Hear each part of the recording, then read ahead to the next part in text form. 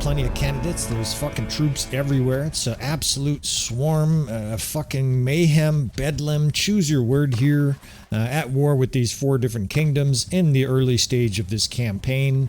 Again, for you Patreon fellas, we're going to do some tactics here. We've got a really cool advanced tactic that I call the smile of death, right? The death smiles on you or something like that. We'll give it a cool name. Let's go ahead and start this episode right here. Welcome back again to another episode of Tactical Enlightenment. Thank you Patreon supporters for all the support the last 6 months, for as low as $2 a month, right? You guys are making the channel go. You guys are encouraging me to do this as a hobby job when I retire. We are dedicated to Bannerlord and helping you guys in Bannerlord. Now this is going to be helpful, although this first battle is kind of a mess. We're getting swarmed here by a whole bunch of small armies in our campaign, and we are going to try to destroy them with a very simple tactic. I know I just said it's a complex tactic or a difficult tactic, and this is optimal. Most of these armies have a lot of infantry, a lot of cavalry, and our mixed army here of about 45% infantry, 45% or 35%, 40% maybe archers. I guess it's 45% archers, and then about 20% cavalry of higher in nature. We've got a pretty high-end army, is going to demolish this foe with a very simple static tactic. And what I mean by that is we are going to set up our formations here at the beginning and make very little movement and still destroy the enemy. This is essential for a new commander.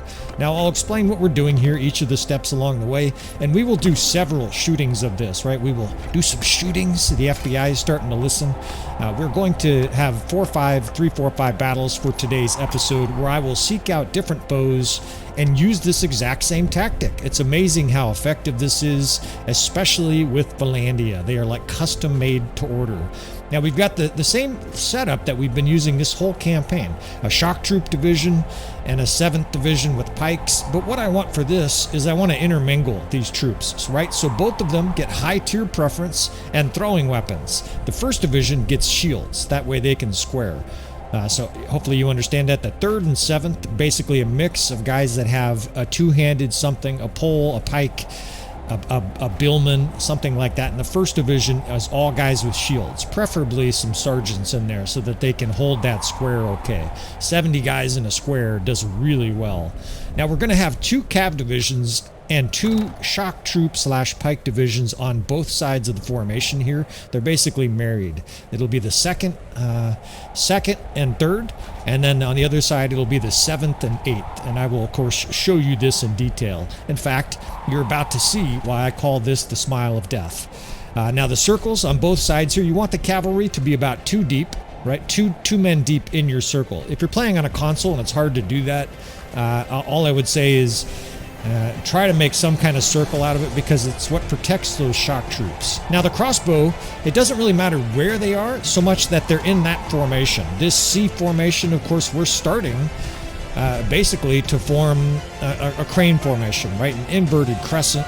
And with this 2nd division, I'll now spread this a little bit. If you can do that on the PC, this is better. 2 deep. And then what we're going to do is we're going to put our shock troops and or pikemen right in the middle, preferably in spread formation. But if they don't fit, in other words, they're sticking on the outside, do line formation. If they fit, then do spread. That way, every single horseman basically has a guy with a pike standing right next to him. And the reason this tactic works so well is this utterly stops cavalry in their tracks. Not only do they get stopped, but they get killed. Some Falksmen, there's some Battanians in there, or in the case of the Vlandians, some Volgier mauls the cavalry, right? That guy that's standing there gets killed by a guy with the pole arm. There's a few non-pole arms in there, but that's just fine. Just make sure the majority of them are pole arm wielding troops. Same thing with the 2nd division. We'll give them the 3rd division. If you want to make this even easier, tell both of those divisions to hold fire before the battle starts, right? F4, because you don't want them using that little throwing weapon. Now the crossbow, again, you just want to sort of form in that mouth shape. And again, you have the smile of death here, right? This formation, especially from above, looks like the smile of death. And we will give you a little glance of that. Now I like to tell the cavalry to hold their ground, and what that does is when guys die, they don't move. I would prefer those cavalrymen just stood still and did not vacate their position. Sometimes they'll move around. The enemy's got a little bit of time here to run over, so I've got you time. I've got time to show you the smile of death. There you have it. You've got this formation. I'm having some fun here, right? Death smiles at you, or the smile of death. And this is going to be fun for you guys to watch, right? This simple formation here, actually, if we do nothing, in other words, if I just get shot by a sniper while I'm sitting at my computer desk, we'll still win this battle. Now we're going to do some very basic things here to help win this battle. All these cavalrymen are coming in very soon to be horse meat for the buzzards and foxes and whatnot that are out here on this snowy field, right? These guys are... And this is a strong army, right? Part of the reason I'm showing you this up close is that we're fighting Tier 5 units. It's not like we're fighting a bunch of Equite and Tier 2 raggedy horses. This square here, of course, is mostly sergeants, right? There's a handful of Tier 4 and 3 guys in there, but it's mostly armored guys. Of course, we get our best troops at the top of the, to start the battle. Now that the enemy's within range, we open fire. Of course, I forgot to mention that. Make sure you hold fire till the enemy's about 100 units away, 150. These guys over here, they're throwing their little pitiful throwing axes. I prefer they were just on hold fire. Now watch what happens. They come in, they get slowed down, and because they're now moving slowly, the Volunteers have a field day, right? They're just wailing away at these poor cavalrymen. That guy's just getting pounded. And the square's getting attacked, but nothing's happening there. The crossbow is shooting everything to pieces. Over here, these guys are doing fine. Now, the coup de grace here, the coup de grace, I guess the French guy said, is coup de grace.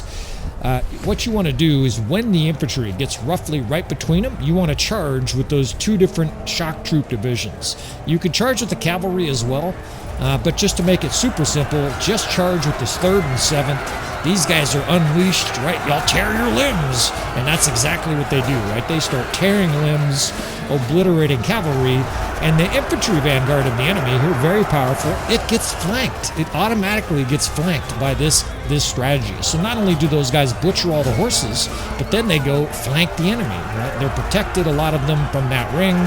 The ring is starting to break down. But it's too late for the enemy, right? They're being obliterated by crossbow from our C formation. Our shock troops are now flanking them from both sides. They have a square they're pounding on, and you can hear them. We must yield, right? The enemy here is completely torched, and we did very little after the start button tactics in this battle. At this stage, I would generally just tell you to F1, F3, right? A lot of guys joke that that's a good strategy. It is in this sort of instance, right? The enemy's reforming here. Now you do want to F1, F3. The enemy's on their heels, like a boxer on a ring, just getting uppercut and smashed against the ropes, right? You want to go in for the kill, just throw all caution to the wind, because you want the enemy to rout at this stage, right? You want to destroy what forces that are left before they can get reinforced. Now, they've got some cavalry coming up. It was, a much larger force than ours, but it doesn't really matter. This battle is basically already over. And even in F1, F3, our troops should be able to overcome this, making this just the easiest tactic I can imagine for a relatively new player. The biggest thing is you need to copy that setup at the beginning and have a little bit of timing with the charges of your two shock troop divisions. Again, I would say a good trigger is roughly when the enemy infantry reaches your square. You could even wait 10 or 20 seconds, right? When they're pounding on your square for 10 or 20 seconds, have your shock troops charge, and you should win, right? The enemy here, some of their forces are sort of obstinately staying on the battlefield, but the smartest ones are peeling out of here, right? These guys are all hauling ass for the exit, and this battle is over. That's all there is to it, right? So this is an AI force, although now it's like they're in between. Sometimes they're standing still, throwing axes at me, and the next second they're all running off into the forest. Even if they hold their ground, they're going to get destroyed by this force that we have coming up. And the main reason for that, of course, is that we destroyed the enemy's best troops. All that's left are the middle tier and lower troops, and our best troops are mostly alive. I'll show you the screen in a second.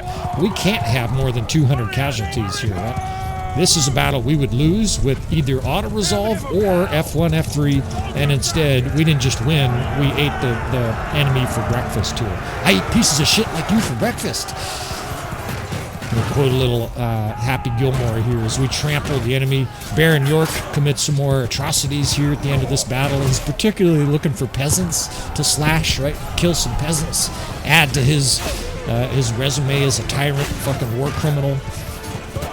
And it's on to the next battle. We will fight several of these, dismember some more peasants in today's episode, and I'll probably do some editing in between because otherwise we may be wandering the map for a little bit. We'll try different situations as far as what our enemy has. We'll try in armies that are infantry heavy and see how it does. We'll try mixed armies, but I don't think it's going to matter. I think you guys will find that the only thing that would probably slow this formation down is a very heavy army of archers, Fian champs in particular, right? They have lots of Battanian units with skirmishers. It'll probably slow this down because, of course, your circles will eventually get penetrated by projectiles. Anything else, as we get a little autosave here, apologies for this, and it should be complete slaughter with this force. In fact, volunteer number 2 here. We got, let's see if this guy's coming our way. I don't want to fight him in the dark. Hopefully we get some light. I'm moving really slow here for some reason. We must be encumbered. God damn it. Well, I keep trying to give you guys a good view of this. Let's see what we got here. 1,000. And again, it's very heavy cavalry. Over 200 elite cataphract, right? So all you cataphract fans, you can enjoy the slaughter of this poor cataphract force. There's another force nearby that we can get some practice on for this. But I think you're going to find very quickly that it just doesn't fucking matter what the enemy does here. As long as you follow these steps, you will be successful. Now, let's see here. It's not an optimal setup. I will talk about some of the details here. Some of this stuff is elementary, but some of this stuff is not well known to every player. So I will mention some of the stuff just in case you're learning. We're trying to be a full-service Bannerlord tutorial channel here. I'm not gonna, tell you line formation and square every single battle. But you don't want to inspect your units. If there are too many shock troops, for example, in your shield division, you got to tinker with these settings. Here, I'm going to make sure our first division has good troops and shields, because if that square gets penetrated, the battle is going to not tip in the enemy's favor, but you'll suffer way more casualties. I think if you just straight out told the first division to retreat at the beginning of battle, just run off the field, you still might win because the enemy's in a kill box, right? The enemy gets flanked from behind. In fact, ironically, they would chase the infantry off the map, which would mean your shock troops then pinch them between your archers and shock troops. It would be nasty. You could have these guys, sticking outside the square. Just beware to not put them out in front, right? Make sure that you don't have any Volgiers that are out in front of the cavalry, of course, then, because arrows will drill them. I would prefer that first division was kind of in between the eyes, but I put it down earlier, a little lower, so it could be the nose, right, of this Faces of Death. Understand that first division should probably be about equal. So maybe you got an oddball who has his nose like at the same level as his eyes. I don't know what celebrity looks like that, but there's probably somebody who has a goofy face like that. For optimal setup of this, I would put that first division roughly about the same length forward as those two cav divisions. Here we can try it back again a little bit. The reason I like it out front is to make sure that enemy cavalry is attracted to it, right? That way they run up and try to spear the guys and waste their fucking effort. They're not going to kill those guys in a square, right? Sergeants and whatnot in a square are not going to get killed by cavalrymen, right? They hold up their shield, they're armored, and it's just not happening. We will do a little bit of battle here using the RTS like this, and then we will do a little bit of this actually on foot, showing you what it looks like. In fact, I will show you what I would do if I was a new commander, and essentially just sit in the square and command the square from right there, right? A lot of guys are intimidated by being down on the floor level. Of course, a lot of guys prefer this, the RTS mode, so we'll do a little bit of both for this episode. And of course, we continue to sort of power level our units at the same time. We're moving towards the actual campaign. Again, we continue with these Patreon exclusive episodes, although eventually these will probably reach YouTube, just because there's a lot of fellas there that have been asking for this kind of material. Again, I'm releasing this on Patreon as a special thank you for you supporters. All right, so here they come. And the AI is killing our Volgiers. Our own guy threw a fucking javelin in there. Now look at how badly stood up they are, right? They can't move. The archers are scorching them from behind. Anytime we want here, we can charge. And I'm just sort of showing you that you can be patient here, right? Your guys, even if you don't tell them to attack, will do a pretty good job, right? The sergeants are trying to spear guys. The Volgiers are bobbing up and down with their big Volges. And look at the death span. I mean, that's incredible. It is just fizzing green as fast as it can.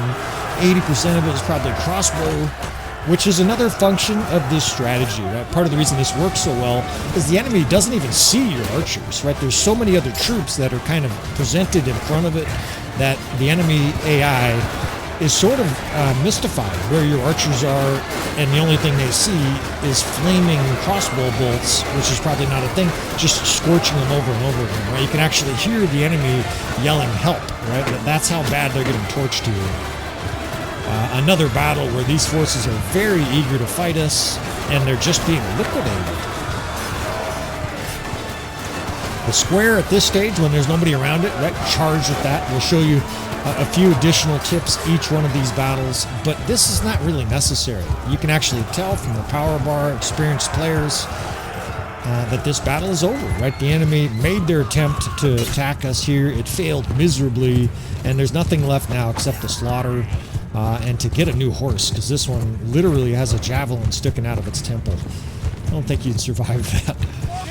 Now, there's some troops left, but these battles, yeah, you can see they're quickly vacating the screen off, away they go, right? Now, this strategy, here's a key point. If you're doing this in a huge battle with 3 or 4 waves, you will either want to reform it in between or switch to another tactic. And it can be something simple, right? You could use just a bunch of lines, shield walls in the front with archers spread out in 2 or 3 different locations.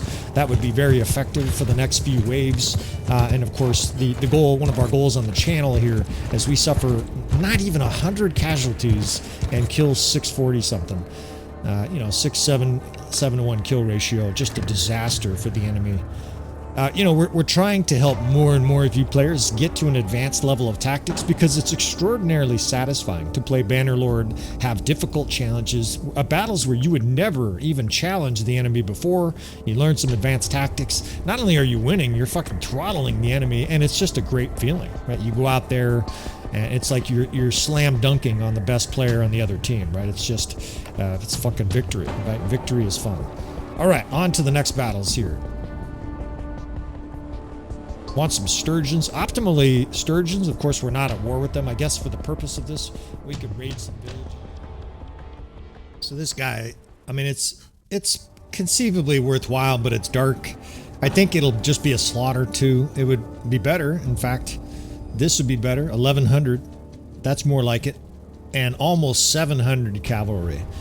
So this is our opportunity. These forces both might attack. I don't know how this. Sometimes you don't know how it's going to work.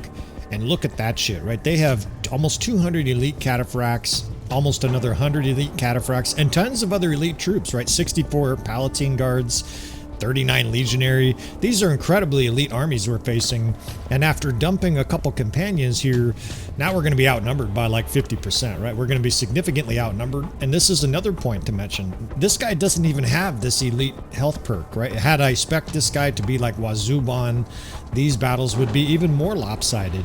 I've caught you. Oh, you've caught me. Yeah, come get some. You stupid dipshit. You're going to catch an arrow. That's what this guy's going to catch. We're outnumbered by 50% here. I don't have any doubt that we're going to win this battle. This battle is a certainty, and good. This is good. There's enough light for you fellas to see. We'll get a little different terrain just to show you it works on terrain, right? We'll talk about some of the differences between that, right? One of the big keys, of course, is it's more advantageous for your archers. However, your shock troops are more vulnerable, and we will look at that up close. Now, the circle can be any different size. Maybe it's difficult with the console to configure this, but you can just drag it and make it really wide. I would prefer that it's about 2 horses deep. Again, something like that. That way there's a bunch of horse meat, especially in the front, lots of shields, and it's less likely your guys are going to get shot. Again, these guys are sticking out the sides here. That's fine, right? When you zoom in, as long as none of the guys are sticking out towards the front, it's optimal, right? These guys are literally standing. Each horseman's got a poleman or a Volgier standing right next to him as a protector. It's optimal. 8th Division over here. Now there's a hill here, right? So one of the things that's important with the hill is to make sure your crossbow can see, and so your smile might be, you know, like a deformed face right here. It's not gonna look perfectly like a smile. It's much easier on flat terrain to make it look like a smile. We're actually pegged against the back of the map here. I've got no choice. The enemy's like right in our face here. But you want your crossbow to be fairly concentrated here. I would say about 50 to 80 meters at most from your circle. If your crossbow and archers are too far away, they don't do enough damage to the units attacking those divisions, right? You want them close. In fact, let's try to put the 5th kind of right next to that division. The 6th, there's actually a hill over there, so that's going to be a benefit to us, right? Those guys will be able to shoot down into the enemy ranks. Although this is a wonky hill, it's like jagged and shit with all kinds of peaks. Hills are important for you to look at your men, right? Because if your guys are right here, these fucking guys will stand there the whole battle and they won't do anything, right? Your Bannerlord units are lazy by nature. If you don't give them a spot to work, they will just sit there, right? These guys are full-on communists. They have no motivation to plow the field. So you got to kind of give them an optimal location. So it's not quite a perfect smile, but it'll work. Again, we'll freeze these 2 divisions, the 2nd and the 8th. That's F1, F6. Just tell them to stand still. I like to do that with archers too, but I won't do that here. I don't want to overcomplicate things. And look at this shit. There's almost like a center of this square just made for us as the commander. I'm going to sit here the whole battle. I'm not going to do anything except eventually charge with those 2 divisions, right? The 3rd and the 7th on both sides of us. I'm just going to back our square up here. Come on in. The water's warm there as we drill them with javelins. And our square is kind of, you know, it's a little bit raggedy when it moves. A square is not perfect when it moves, right? Chaos happens. The horses are kind of trampling through here. But the guys do a pretty good job of surviving. And then the death spam tells you everything. Now, their vanguard's coming in, right? So what we actually want to do is continue to move back because we want that vanguard in between our divisions here. So I'm going to pull it back. Say, follow me. We're going to continue to draw it back. Draws the enemy deeper in. The enemy's getting killed all around us. Thank goodness there's no friendly fire. And right about here, this is where you want to charge with your 2 divisions. The 3rd charge, the 7th charge. If you have the ability, charge with both of those cavalry divisions. Put them in line formation optimally also. And the enemy's fucked, right? They're trying to attack the square. These guys are holding on for dear life. Here come the vanguards from both sides. And we'll do a little RTS here, right? We'll basically show you what this looks like. These guys have slaughtered all the cavalry, and they're looking for something to maim, right? And what do they find? Troops facing the other direction, attacking that square. They now get swarmed by enemies on both sides. They're being shot. Now the square is moving because the AI is actually controlling my character like a dipshit. That's not perfect. I would just stand still. Here it's literally running the wrong way. I would tell these guys to charge. We'll actually retake control of the character here. Pardon the little noises in the background. I left my Discord open, so some of you fellas are probably sending me a message or something like that. Hopefully it's not too annoying. And this battle's over already, right? The enemy is skewered. We'll do a little F1, F3 here and kill what's left of them. But they're dead, right? This is a disaster for them. And just like these first 3 or 4 other battles, they didn't even put a dent into us. About the only thing they did is they cost us a little bit of money here because we're going to have our housewives make some more bolts for our crossbowmen, right? About the only thing we really lost was all the crossbow bolts that we fired into their flesh. And they have 500 survivors here, so we'll kind of wrap them up. But this battle's fucking over. Now, if they had 1,000 troops here, you would want to prepare for the next wave. But you can actually see some of them are running sideways. That's almost always a sign that they're routing. And one of the ways you can hasten that is sort of charge in here and change the mind of the handful of the guys that are being aggressive. It's like a bank robbery, right? If you don't want any trouble early on in a bank robbery, just punch the first guy that objects to anything at all right in the face, give him a bloody nose like the movie Heat. And everybody will give you all their money or they will shut the fuck up, right? The battle is over. The enemy is fleeing as our troops here get in some bloodlust. 57 losses and 600 something kills as our enemy slaughters this Southern Empire force. This powerful Southern Empire force got liquidated. Now, it's not just this army. It's because of these tactics, and a good way to illustrate that would be to refight these battles have F1, F3, or sergeants take control, or even do some other tactic that's commonly used by players, right? Use a couple of shield wall lines and some archers spread out behind them. You would suffer way more casualties than this, right? Now, there are ways to have less casualties too. Actually, these troops just scrammed. Here's a perfect way for me to show you. Here's a smaller force. Again, heavy cavalry. This is definitely weaker than the force we just fought. Let's just let the auto-resolve work for, I don't know. I mean, we have the same army, of course. Let's let the auto-resolve work for, what do we do? 15 seconds worth. I think we'll actually get slaughtered, or at least lose most of our army if we auto-resolve this. In fact, the power bar favors them, right? Just like the last battle. And look at this shit. That's, okay, so they already have more casualties than our whole battle. We're actually losing 150, 160. So we would lose this battle using the auto-resolve with our tactics. We didn't just win again, we massacred the enemy. 10-to-1 kill ratio. You auto-resolve, you lose. I think if you use the sergeants in charge, you probably lose as well, right? So let's look for some more challenges here. There's enemies aplenty in this campaign. It's not going to be hard to find something to fight. What I want is lots of infantry, the sturgeons or something like that. These armies are heavy cavalry. Here we go. It's not super heavy infantry, but this is definitely going to work. So we'll call this a mixed army. They have 417 cavalry and over 500 infantry. So we're almost outnumbered 2-to-1. An Aserai force is going to be a harder challenge for this tactic because they're going to have javelins, and javelins are going to do a number on our units that are inside our eyeballs, so to speak, of this death smiles at you tactic. Again, we're using normal player damage, and we don't have the medicine perk, right? This is the kind of thing. In fact, I think what I'll do at the very end of this episode is we'll have a little editing, and I will show you this battle using the custom battle menu, just so that no more skeptics exist, right? We'll fight a battle where we're outnumbered with no captain bonuses and no cheats or perks or whatever people might accuse us of, and show you this tactic works. And if you're not sold still, just try it for yourself, right? It's going to work. Now, of course, you need to follow these steps, right? It's important you follow the steps closely. If you deviate too far from what we're doing here, you may not experience success.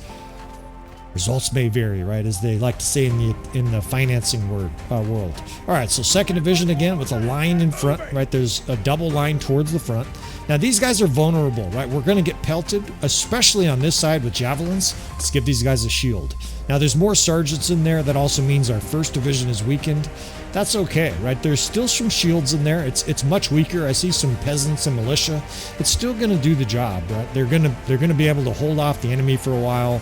And now that 3rd Division won't get pulverized. In fact, we could square that 3rd Division if we have to, right? There's enough shields in there. In a pinch, we could square them. Now, the 7th is mostly Volunteers. And I'm doing that because the Aserai Vanguard Ferris are going to attack our left flank, right? They come in towards the left. So those guys are going to be under fire. Now, 1st, 2nd, 4th. The 5th, we can also make a smaller division to square potentially. I'm just giving you guys a few more advanced things you can do with this. We have 3 different crossbow divisions. Of course, that's necessary for the smile. Incidentally, this would work just fine with archers. It's better with crossbow because they do such amazing fast damage up close, and in this instance, of course, they can square, but archers would do major damage, and of course, if you're using Fiend Champs, you don't need my help. 4th and 5th, get these guys spread out here. We may lose this battle, right? We're definitely in deeper shit in this battle than the previous battle, but I have confidence it's at least going to do as well as any other tactic, right? This is going to be highly effective anyways, even if we lose. Whoops, our 5th. So the 4th is a big long line. The 5th is in kind of a square formation already. You see how it's ready to go into a square? So if it's getting completely swarmed on that left side by a Vanguard Ferris, for example, we'll square that and just have those guys hold on for dear life. All right, we're already in crossbow range. That's fine. So we don't have to... This way we don't have to monitor our ammo, right? You just have these guys let loose from the beginning. And you can see we're already getting hit with arrows. The hill does make it a little bit harder to pull off this tactic. you know, I'm gonna probably fight a little bit more this battle just because I want to win. It's a battle we might lose if I don't fight, but we're not going to do incredibly dynamic tactics here. We'll add a few steps, and I'll show you this, right? I don't charge right now. I wait until they start to enter. It's almost like a criminal is entering our little circle here, then I charge, right? I like to wait. You really want to wait, and sometimes you may charge and then reset them, right? And move them back to where they were. If there's no enemies inside the circle, move them back. Now the square, we're already starting to pull back. I see a massive vanguard coming in, 316 infantry, and I want this 7th division to eat it for breakfast, right? We're actually going to feed that division towards the 7th. That way we can eat them alive. I'm going to charge with that 2nd and 3rd over there. You could actually do that. If I was doing advanced tactics, I would do a shield wall line towards the infantry. That way it's shield and shock tactics. Again, we're going to add a few more steps to this battle. You guys obviously got the basic version already. Now the square is being pulled towards these crossbow, which means those crossbow are strafing those guys in the side. They're also shooting them at like point blank range. And this 7th division, this 7th and 8th, these guys are just sitting here just waiting to kill, right? These guys are being patient, and I'm not charging with them because there's no real threat. We want these guys though boring in, right? So eventually you need to have those guys charge, right? Now, I don't want them charging this main infantry division. In fact, I want them eating that square because those shock troops will get killed by that huge infantry vanguard of the enemy. Now here's the thing, if they don't attack your square, make them eat it, right? Treat them like a naughty fucking, person that you've kidnapped, shove a fucking dirty sock right into their mouth and just put it right through their formation. And it's, actually they're running. I wonder, okay, never mind, they changed their mind. Usually what'll happen now is they will eat that square. They're basically being shoved a square in their mouth and they zerged on it, they went crazy. It's like they can't resist. Our crossbow divisions can be told to charge at this stage. That way any of the guys that are out of ammo, and some of them are out of ammo, will move up and they will add their swords to the fray. The shock troop division over here is eating everything. And I think the enemy just routed again. It's like a power rout. The whole enemy just fucking said, fuck it, we're out of here. They got a line of archers here we're going to have to contest with, but the screen is unbelievably green. Death spam again. Relatively basic tactics. Of course, we added a step or 3 there. And I think that's it. And I just looked at the power bar. It's all you need to know, right? This battle is over. Now it's time for some Baron York war crimes here. Cut down some civilians to end this battle here. Now, like I said, what I will do, in fact, perfect. Baron York gets levels committing war crimes. It's very appropriate. What I will do is at the end of this episode, the end of this battle, I will go out to the main menu, and what we'll do is add just a variety of this in a couple different scenarios using the custom battle menu. Most of you guys, of course, already have the proof you need. But just to sort of, make this more concrete, I'll also be able to show you a little different scenario. By the way, I don't think this will work against the Khazate, but we will try. We will try something against the Khazate. Of course, you really shouldn't be fighting the Khazate as Vlandia, and if you are, you should have a Juggernaut army. But we'll give this a shot using a custom battle menu. Obviously, with Baron York's army, this is going to be devastatingly effective. Again, what is that? Almost a 5-to-1 kill ratio, and we're badly outnumbered. They just have no chance here. Take all these bitches prisoner. Come with us. Release a few prisoners here, and we're going to continue on with this pre-campaign. We're getting our way on to the main campaign. That'll be coming soon. Look for episodes on YouTube soon. That's all I can tell you at this stage. I don't have a date for release. We're doing this little pre-campaign here just to sort of level up Baron York, move the campaign on a little bit. We're trying to have children, right, in between episodes. I go have sex with the wife. You guys are like, way too much information. Of course, I'm kidding. And we will wrap this episode up. Although, we're going to go do a couple custom battles here, so don't go too far. All right, we are recording. We are in the custom battle menu now, and we are going to fight ourselves here for this first example. We will use the Imperials against Vlandia. Of course, we're playing in a Vlandia campaign. I'm putting this at the end of this episode just to reemphasize the value of this tactic for all kingdoms. I do think it's optimized for Vlandia because of the sharpshooters, their ability to square, the power of the Volgiers, and it's nice having pikes inside those circles to add additional stand-up value to the enemy. Now here we'll do all tier 3 through 6 units for both sides, and we'll be outnumbered by roughly 35%.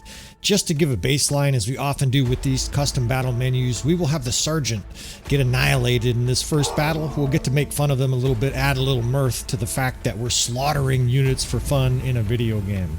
We're going to hold this narrow pass. This is the widest pass I've ever seen in human history, but that's our brilliant AI here charging forward. And again, on the 0.001% chance there's anybody from Tail Worlds listening, definitely dedicate considerable time to the AI. That's probably the numero uno thing guys would like to see in Bannerlord, is better AI, especially when it comes to combat and tactics, right?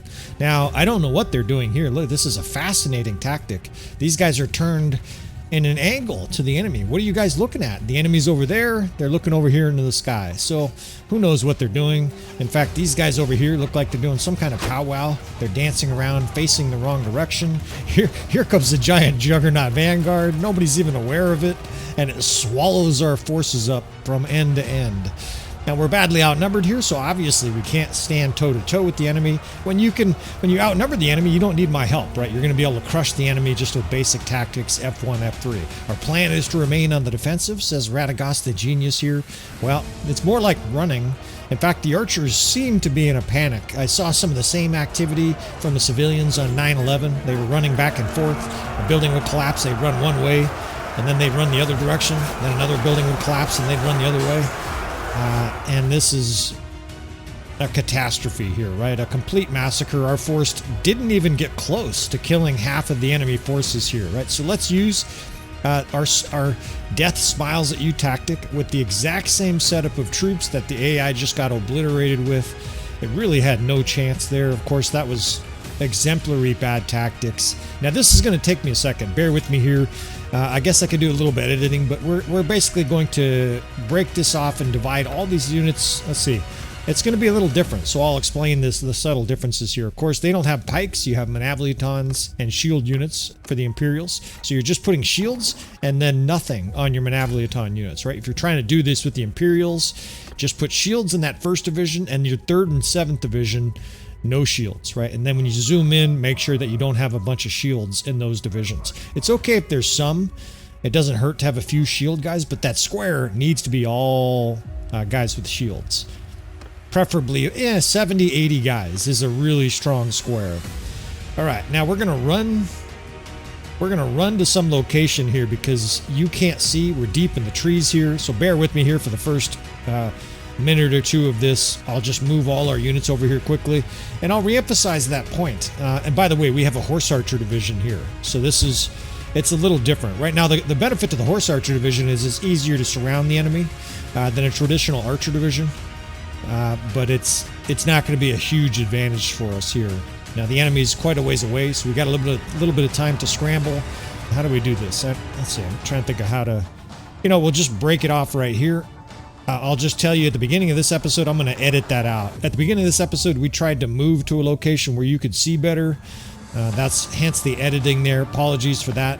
And it's very difficult to move this formation. I would not recommend moving this formation. If you have to move it, I hope you're experienced, right? Because it's very difficult to get the circles skewed out like you like to.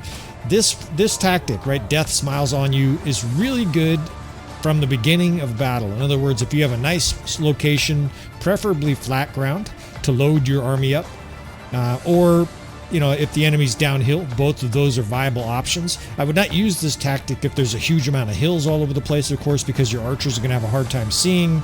And I would not use this tactic if you can't set it up before battle, unless you're very experienced. Of course, if you're very experienced, you probably don't need my help. You're probably out there ripping at a Bannerlord. But for those players who are trying to put this kind of tactic into play, I would set this up before battle and not do what I just did. Understand I did that for your visual benefit so that you could actually see what's going on.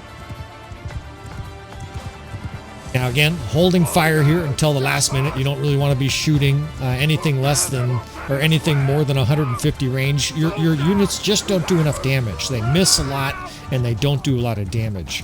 You will find attrition of arrows very painful in battles that are longer than you expect. Now, my line of sight here sucks. This is an important thing as a commander. You got to get in here and look at these guys and say, they can't see. There's a fucking hill in the way over here. This is not an optimal start to this episode, to say the least. We will edit out that messiness at the beginning, but needless to say, this has been a little bit of a challenge. Hence what I was saying earlier, you want to be in a static position already. The reason I didn't use the starting position, of course, is that you guys would not have been able to see very well in the trees. Even here, it's not perfect. I probably should have chose a different battlefield, but we'll just roll with this. Now, here comes their vanguard. They have a lot of archers. I forgot to mention, or at least it's not that important, but they have a fair bit of archers here, so it's a bit of a mixed army. In comes their cavalry, right? These guys are dead men for sure. Our Manavliatons are drooling as they charge that circle. We're backing up our square. Of course, I'm not going to enumerate every little single thing here. By now, you guys have seen the tactic. I will try to add little variables that are helpful. That square is backing up. The death spam looks terrific as our archers spray everything here. Now we're just going to move the square kind of directly in front of our archers. And you can basically consider that dragging that enemy in a big long line while our troops shoot them, right? It reveals their sides to the archers and no shield, right? They get scorched because they don't have, obviously, a shield on the side of their body. The horse archers are just kind of in the way here. Horse archers are not optimal for this. If I had more space, I would put them behind the enemy vanguard. At this stage, though, this battle is close, but I think with that square being where it is and our units pounding them from behind, we're going to be able to pull this out. Now, we're outnumbered by 35% here, right? If you're outnumbered, this is definitely a tactic to consider. There are many tactics in Bannerlord, and I recognize we've done a little bit more moving in this battle than I would encourage you, or at least that the purpose of this tactic is to not have to move so much, right? But if you can add some movement to it, in fact, we'll do a little movement here to wrap up their archers. That'll make it even more successful. It's already successful, you can tell from the power bar, but now we'll just close in on their crossbow here. We'll try to do this fast. It's kind of sloppy with the RTS mod. All I'm doing here is dragging cavalry through them while the rest of our units close. They suffer some losses here, of course. You know, Manavliatons are charging archers. Crossbow, it's not going to go well. But this battle is ultimately over. Cut them down, this fucking dipshit commander says. It's one of the worst battle cries in the game, and the enemy is fleeing. And there you have it. Almost half of our troops left, despite the fact that we're outnumbered. Again, in a difficult battle where the enemy just destroyed our AI sergeant, right? The sergeant got absolutely shattered here. We're highly successful. Now, let's see. What can we do? Let's do Khazate. We will do a Khazate army again, all tier 3, 4, 5, and 6, and with their Khonsguard, and we will do the same matchup where it's 700, give or take 700 troops against our 517. Trying to kind of speed through this because we're near the end of an episode. If I was fighting the Khazate in a critical battle, I would bring more archers, but let's try this. We get mowed down here. It actually doesn't matter. I kind of lost focus there, and we failed because, of course, we have no horse archers. So we'll do a little bit more editing here. I got no fucking horse archers for the Khazate. Apologies for that. Like I said, we'll do some editing, try to clean that up. Let's do a horse archer army here, right? That's the whole purpose of this. Now, I've designed all kinds of tactics to deal with the Khazate in other episodes, but I still think this has a chance of working. We're going to add some modifications to it. It's no longer going to be a smile. Of course, I can't tell you for sure that the death smiles on you formation is going to work with Khazate, but it's going to be very similar. I don't want to, try to make you feel like we're doing a wildly different tactic here. Just very subtle variations that I will get down to the ground level and show you here. Same thing as before, right? 2nd and 3rd, 7th and 8th. Those are your married cavalry and Manavliaton divisions. Now that the enemy has horse archers, we'll actually be able to show how effective that is. The main reason it'll be effective, of course, is their cavalry will be devastated, right? It's really effective against cavalry, and obviously on some level it's going to jam up the battlefield and kill horse archers too. Manavliatons certainly will kill horse archers right when they get a hold of them. Now I'm going to use this rock. This rock is in a nice position. Basically, you can cut off a lot of the archers trying to shoot your shock troops by putting your troops somewhat behind that rock, right? It sort of gives you a bit of cover for these shieldless shock troops. In fact, we can put them in line formation. They'll do just fine in line formation in there.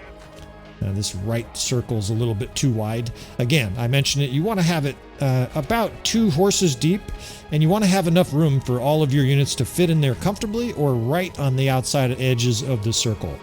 Now this horse archer division, the 4th, I'll probably just bait some of their horse archers and try to pull some of them out of the initial wave.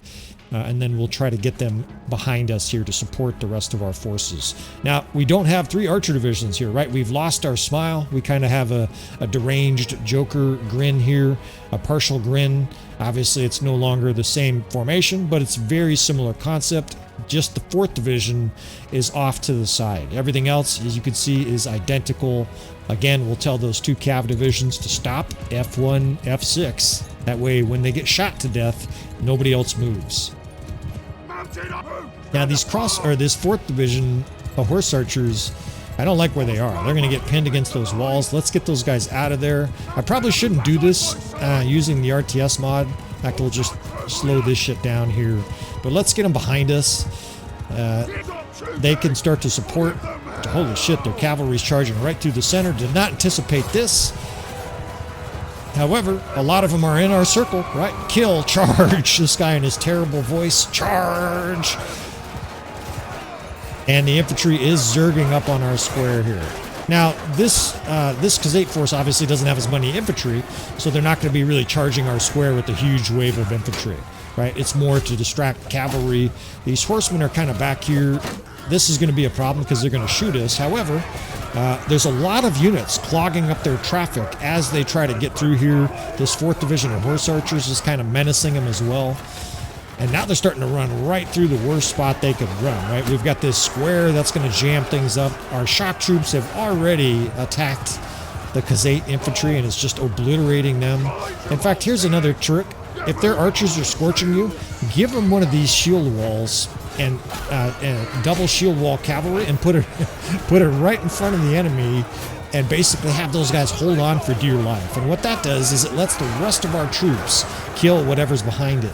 Right? These guys are doing their job. They're getting shot, but they're doing an enormous effort, enormous job for the rest of us to survive the onslaught. Right? All these different horse archers. There's 150 horse archers still. This is still going to be messy. But now we can go on the offensive, right? We can start pushing in on all these archers. Try not to get shot off by horse here. Do a little distracting. And it's close, but if we can get their archers to rout, I think this battle will be over. We're closing right now. And a little bit messy. I would not say this tactic is optimized for horse archers, but I think it'll be effective. Right, and I think we're still going to win this battle, even though it's close. I'm going to do a little bit of fighting here at the end, just to help push the battle in our direction.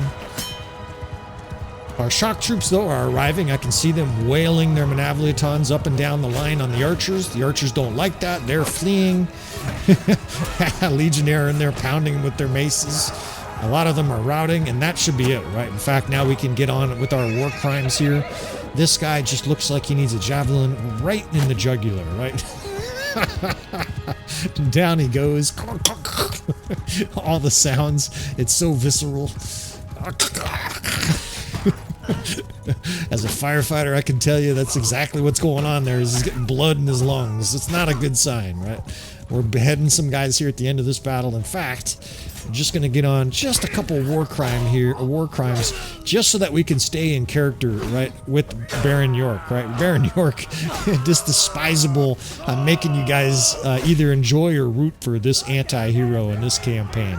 Look at them run, right? We've been blessed, and not a flawless victory, right? About 40% survivors, but we'll take it, right? The AI definitely would have gotten obliterated there, and a lot of other tactics would have failed.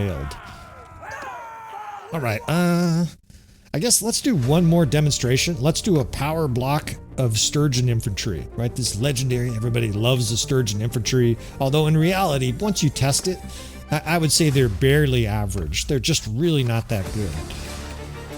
Guys come on the channel all the time and just rave about the Sturgeon Infantry. It's good defensively, but the shock troops are so-so. The axemen are so-so. They're just not great. And if there's one thing to balance for sure with Sturgia, I would just make their infantry slightly better than the rest of the kingdoms. You can't make it much better because then nobody would ever use any other infantry, right? And it would be this unbalancing effect. Part of the reason I think they have a lot of balance in the game is that you can pretty readily recruit troops from another kingdom. So obviously if they make Fiend champs and then the Sturgeon infantry's legendary and the Vlandian cavalry's legendary, everybody would have the same looking army. And I think Tale Worlds did a good job trying to prevent that. There are some units that are superior like Fiend champs, but there's not too many that are like wildly superior to each other. All right, that little rant aside, of course, I'm having a little commentary here because all the rest of it is the exact same setup here, right? We're actually going to use the same exact setup we've used for the first, 6-7 battles of this episode that I'm going to show you. I still think it'll work. Now we're going to do a couple slight alterations to the movements of the units, but not too much, right? We're going to do just very subtle differences here. We will be charging in with our shock troops and cavalry, a little bit more micromanagement, but not dramatically so. Now the 7th and 8th I can't set till the battle starts because of the position I put the army here. Also the horse archers, we will get them behind the infantry, right? That's a big advantage. If you're fighting lots of infantry, your horse archers obviously are going to go behind them and menace them.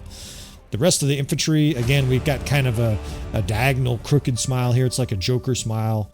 You're just going to have to give me a little slack here in the formation. All right, so we'll set that 7th and 8th, but this looks good. I'll move these guys up. Get over here, boys. That looks good there. And we're definitely going to release this on Patreon first. This is part of the Vlandian campaign, Vlandian tactics. Obviously, we're not using Vlandia for the custom battles here. But eventually, this needs to find its way to YouTube. This is the kind of tactic that is gold for someone who's not very good at Bannerlord. You can literally do the same thing every single battle against virtually every foe, and you're going to have success a lot of the time, right? It's going to work most of the time. Now we'll stick the horse archers here, but they do have cavalry. In fact, those are jav cavalry. We'll probably have to move those horse archers pretty quick. Throw a few javelins here as this huge Sturgeon vanguard comes in. And it's like 500 and something units, right? There's a huge shield wall coming. In fact, these horse archers are going to get skewered by javelins. Let's get these guys moving. Little graphical glitch here. Here come the javelins, motherfuckers. Get those guys crossed. They're kind of being harassed. Our horse archers aren't really useful here. The enemy's got just enough cavalry to sort of push them around on the battlefield. But the rest of our tactic, the rest of our formation should work beautifully. And these horse archers aren't going to be worthless, right? They're sort of occupying the enemy here. What are you guys doing? Get back in your fucking circle. No one said you could come out of your circle. All right, now here's a critical point. If this infantry vanguard hits or is heading like a big fucking tank right towards one of your circles, move it. You want it to hit that square, not your circle. If it hits your circle and your infantry in there, they're all dead. They're all going to get annihilated.